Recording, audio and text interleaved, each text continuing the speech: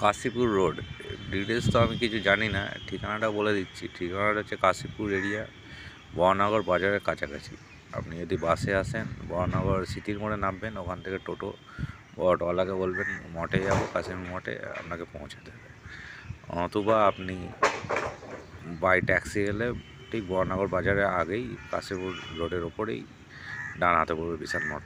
কাউকে জিজ্ঞেস করলেই আপনাকে বলতে হবে। এটা কলকাতা কাশীপুরে অবস্থিত। এর ডিটেলস সম্বন্ধে আমার কিছু আইডিয়া নেই, যেটুকুনি আমি অনলাইন থেকে, ওয়েবসাইট থেকে পেয়েছি সেইটুকুনি আমি ডেসক্রিপশানে দিয়ে দেবো।